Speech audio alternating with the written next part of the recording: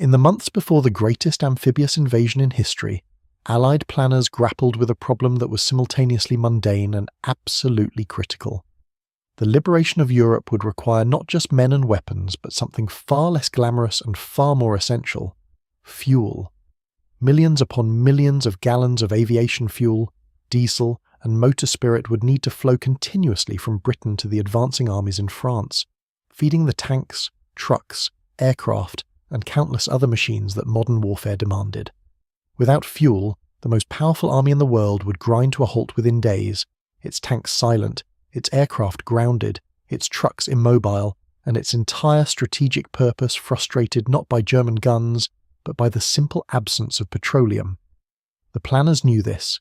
They knew that logistics, the unglamorous science of getting supplies to the right place at the right time, would determine whether Operation Overlord succeeded or failed as surely as the courage of the men who would storm the beaches. And they knew that conventional methods of supplying fuel, tanker ships crossing the English Channel, exposed to German submarines and aircraft, were inadequate for the volume required and dangerously vulnerable to interdiction. What was needed was something that had never been attempted on anything approaching this scale: a submarine pipeline running beneath the waters of the English Channel, connecting British fuel reserves directly to the advancing Allied armies in France. The project was given a name that combined ambition and understatement in equal measure: Operation PLUTO, which stood for Pipeline Under the Ocean. This is the story of one of the most extraordinary engineering feats of the Second World War, a secret construction project that helped fuel the liberation of Europe and whose legacy endures in the infrastructure of the modern world. The fuel requirements of Operation Overlord were staggering by any previous standard of military logistics. The invasion planners calculated that the Allied armies, once established in France and beginning their advance toward Germany, would require approximately 1 million gallons of fuel per day at the initial stages, with this requirement growing rapidly as more forces were landed and the front expanded. For context, a single armoured division operating in active combat consumed approximately 60,000 gallons of fuel daily. The planned invasion force ultimately comprised dozens of divisions, hundreds of thousands of vehicles, and thousands of aircraft, all consuming fuel at rates that dwarfed anything previously experienced in warfare. The logistics challenge of supplying this enormous appetite across the English Channel, in the face of German opposition, under conditions of constant military pressure, was one of the most complex problems Allied planners faced. Tanker ships were the obvious solution, and they would indeed be used. But tankers had profound vulnerabilities. German U-boats had spent 4 years demonstrating their ability to sink Allied shipping at catastrophic rates before the Battle of the Atlantic was finally turned in the Allies' favour. German aircraft operating from bases in France and the Low Countries could reach the Channel and threaten shipping. Even with adequate anti-submarine and anti-aircraft protection, tankers were slow, their capacity was finite, and the logistical chain from British oil terminals to French beaches involved multiple vulnerable links. Furthermore, the beaches and ports where tankers could offload were limited in capacity and could be targeted by German artillery and bombing. The fuel supply chain was a critical vulnerability in the entire invasion plan, and the planners knew that if it could be disrupted, the invasion might stall despite success on the beaches. The concept of a submarine pipeline across the Channel was not entirely without precedent. Small submarine cables for telegraph communications had existed for nearly a century, and submarine pipelines for other purposes had been constructed in various locations. But a fuel pipeline crossing the English Channel, 21 miles at its shortest point between Dover and Calais, and considerably longer on alternative routes, carrying petroleum products at high pressure and in volumes measured in millions of gallons, was an engineering challenge of a completely different order. No one had built anything like it before. There were no established techniques for manufacturing pipe that could withstand the combination of water pressure, temperature variation, and the mechanical stresses of laying across the Channel seabed. There were no vessels designed to lay pipe at this scale and depth. There were no proven methods for connecting such a pipeline to onshore distribution systems on both ends. The engineers who were tasked with solving these problems were working in genuinely uncharted territory. The project was initiated in the early stages of invasion planning, with the recognition that if a submarine pipeline was to be operational by D-Day, or shortly thereafter, development and construction would need to begin immediately. A team of engineers was assembled, drawing on expertise from the oil industry, the telecommunications industry, which had experience with submarine cables, and military engineering. Among the key figures was Geoffrey Lloyd, the Secretary for Petroleum, who championed the project at governmental level and helped secure the resources and priority it needed. The engineering team included representatives from oil companies, cable manufacturers, and specialist engineering firms, all working under conditions of strict secrecy, aware that the project's value depended entirely on the Germans not knowing it existed. The fundamental engineering challenge was creating a pipe that could be manufactured in long continuous lengths, coiled onto a large drum or vessel for transportation, uncoiled and laid across the channel seabed, and then connected to pumping stations and distribution systems on both ends. The pipe had to be flexible enough to be coiled and uncoiled without damage, strong enough to withstand the mechanical stresses of laying and the water pressure when operational, and impermeable enough to contain petroleum products under high pressure without leaking. Early experimental designs used lead pipe, similar in concept to the lead cables used in submarine telecommunications, but this material proved inadequate for the required pressure and flow rates. The team eventually developed two distinct pipeline designs, each with different characteristics and manufacturing methods.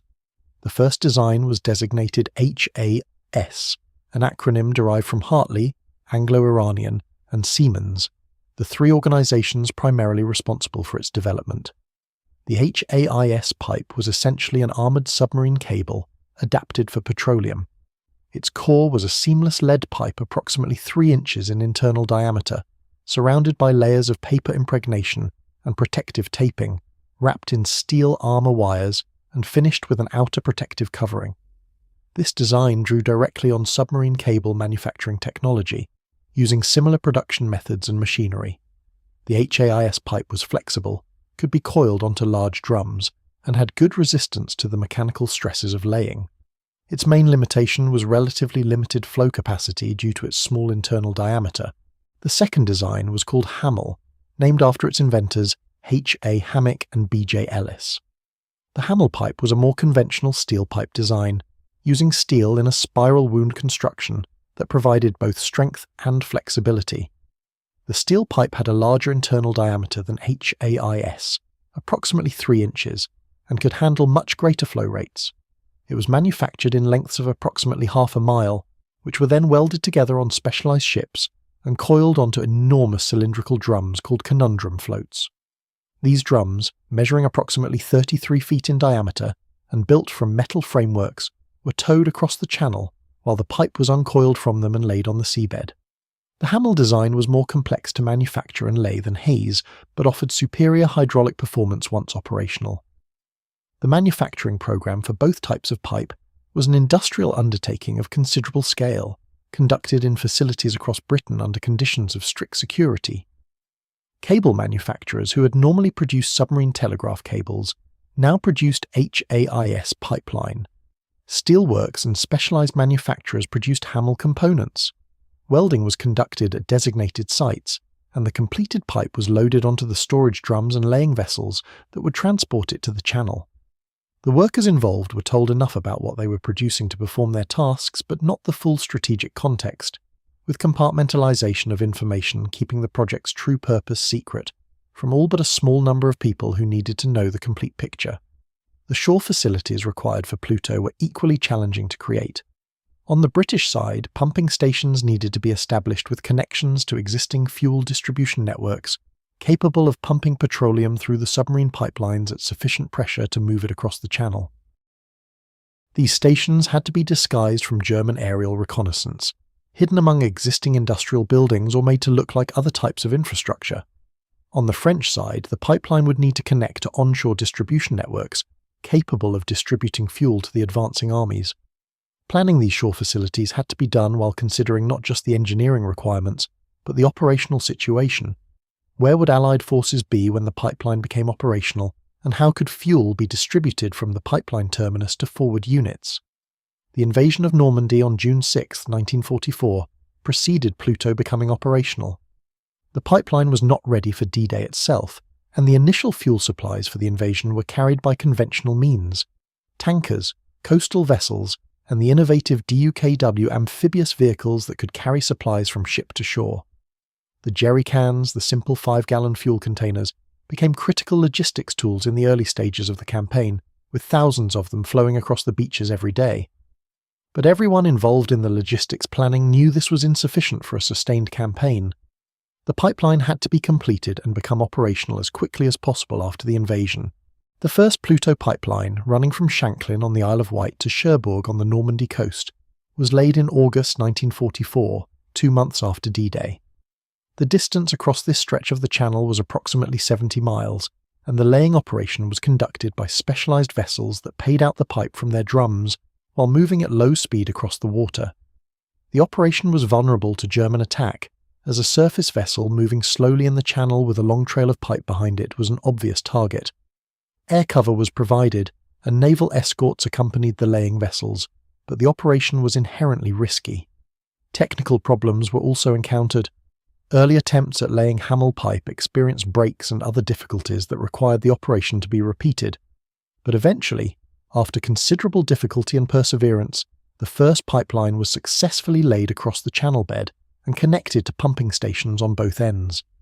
The moment when the pumps were started and fuel began flowing through the pipeline beneath the channel was a quiet triumph of engineering and determination. There were no public celebrations, no announcements in the press, no newsreel cameras recording the event.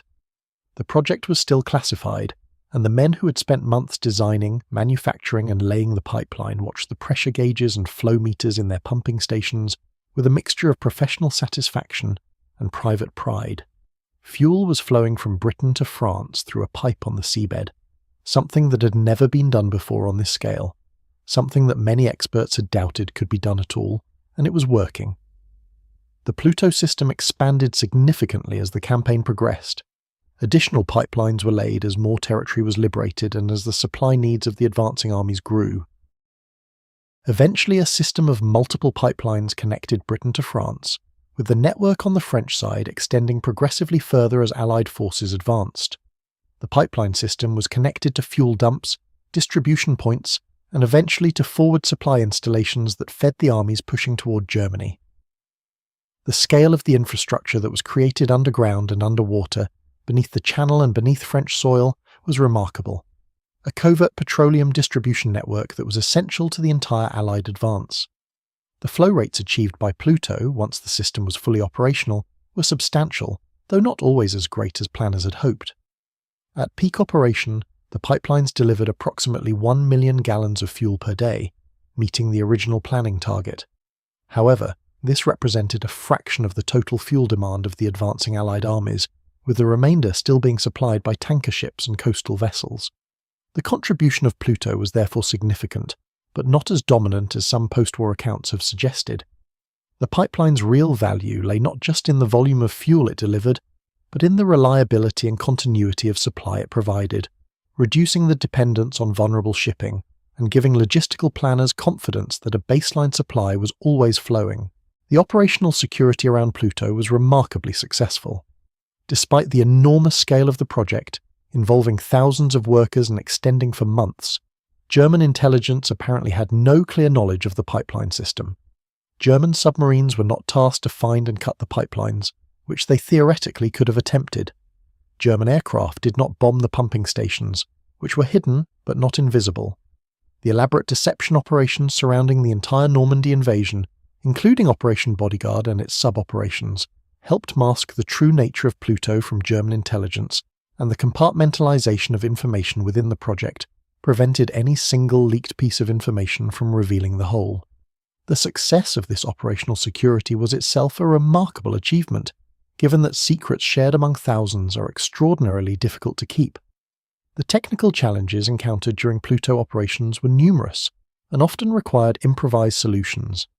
Pipelines occasionally developed leaks, which had to be located and repaired, either from surface vessels or by divers in the difficult and dangerous conditions of the channel. Pumping equipment required maintenance under wartime conditions with limited spare parts and specialist technicians. Pressure management in a long submarine pipeline carrying petroleum was technically demanding, requiring careful monitoring and adjustment to maintain safe and efficient operation. The onshore distribution networks, extending across liberated France and eventually Belgium and the Netherlands, required constant expansion and maintenance as the front moved further from the Channel coast. These operational challenges were met by the personnel of PLUTO with the same ingenuity and determination that had characterized the project's development. The people who made PLUTO work represent one of the most diverse and unusual groups of any wartime operation. They included petroleum engineers from the major oil companies, cable-laying specialists from the telecommunications industry, Royal Navy personnel who operated the laying vessels and provided protection, Royal engineers who constructed and maintained the onshore facilities, and civilian workers who manufactured the pipe, built the pumping stations, and performed the countless technical tasks required to keep the system operational. These people came from very different backgrounds and cultures, and coordinating their work required considerable organizational skill and patience. Yet the urgency and importance of the task created a common purpose that transcended professional and organizational boundaries, producing the kind of collaborative achievement that characterized the best of the Allied war effort. The secrecy surrounding PLUTO meant that the people who built and operated it received little public recognition during or immediately after the war. Unlike the crews of the Dam Buster raid or the commandos who conducted famous operations, the engineers and workers of PLUTO laboured in anonymity, their extraordinary achievement hidden behind classifications that persisted for years after the war ended. When the project was eventually made public, the men and women who had built this pipeline under the ocean found that the world had moved on and that the immediate post-war era was more interested in the dramatic visible achievements of the war than in the quiet technical triumph of an underwater fuel pipeline. This anonymity was, in a sense, the final expression of the operational security that had protected the project during its most critical phase. The engineering lessons learned from PLUTO proved enormously valuable in the post-war development of submarine pipeline technology. The techniques developed for manufacturing flexible pipe that could be coiled, transported, and laid in large continuous lengths became foundational for the offshore oil and gas industry that developed rapidly in the 1950s and 60s.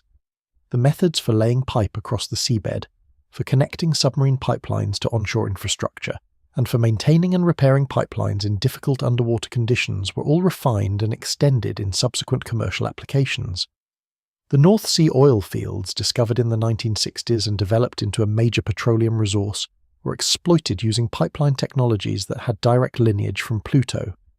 In this sense, the wartime project made a contribution that extended far beyond its immediate military purpose, helping to shape the infrastructure of the modern petroleum industry.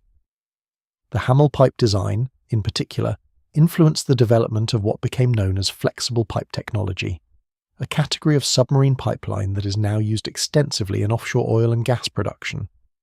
Modern flexible pipes are far more sophisticated than their PLUTO ancestors, using multiple layers of different materials to achieve combinations of strength, flexibility, and impermeability that would have seemed almost miraculous to the engineers of 1944. But the fundamental concept of a pipe flexible enough to be coiled and laid from a ship, yet strong enough to carry petroleum under pressure in difficult underwater conditions, was proven by PLUTO, and the offshore industry built on that proof. The historical assessment of Operation PLUTO's military significance has evolved over the decades since the war. Early accounts, coloured by the natural tendency to celebrate technical achievement, sometimes overstated the pipeline's role in Allied logistics. More careful historical analysis has established that PLUTO delivered a meaningful but not dominant share of Allied fuel requirements in the Northwest European campaign, with conventional shipping remaining the primary supply method throughout. The pipeline's contribution was important and its reliability valuable, but it was one component of a complex logistics system rather than the decisive element some early accounts suggested. This more nuanced assessment does not diminish PLUTO's achievement. It simply places it in proper context within the broader logistical effort that sustained the Allied advance from Normandy to Germany. The strategic value of PLUTO extended beyond the fuel it delivered to the confidence it provided logistical planners. Knowing that a pipeline connection existed between Britain and France gave planners a reliable baseline supply that was independent of weather, submarine activity, and German surface interference. This allowed them to plan forward operations with greater confidence in fuel availability, reducing the margin they needed to hold in reserve against supply disruptions. In the inherently uncertain world of military logistics, this confidence had real value that cannot be easily quantified, but was genuinely important to the planning and execution of the campaign. The physical legacy of PLUTO is largely invisible today. The pipelines themselves lie on the seabed of the English Channel, abandoned in place after the war when they were no longer needed. Some sections have been found by researchers using modern underwater survey equipment, lying in the Channel mud where they were laid 8 decades ago. The pumping stations on the Isle of Wight and in Normandy have been demolished or converted to other uses. The specialised laying vessels were scrapped or converted to peacetime purposes.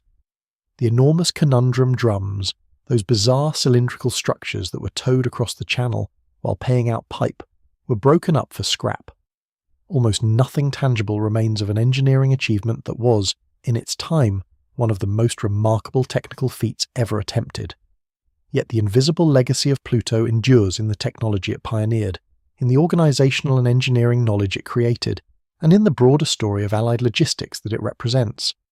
The liberation of Europe required not just the courage of the soldiers who fought on the beaches and in the hedgerows, but the technical ingenuity and organisational capability of the thousands of people who ensured that those soldiers had the fuel, ammunition, food, and equipment they needed to keep fighting.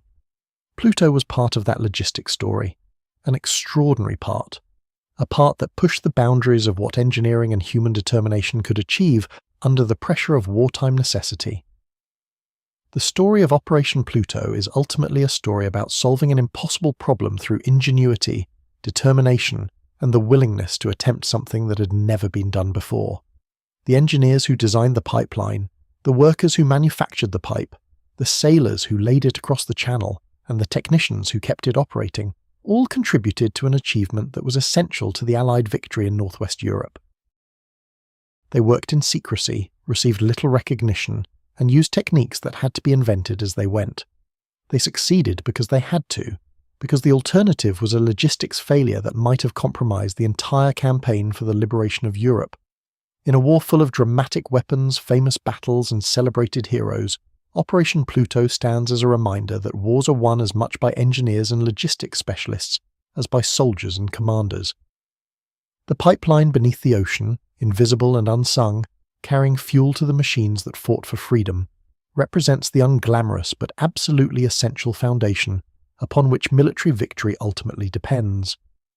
Without the fuel that PLUTO and its companion supply systems delivered, the armies of liberation would have been walking, and walking armies, however brave, do not liberate continents from armies with tanks, trucks, and aircraft.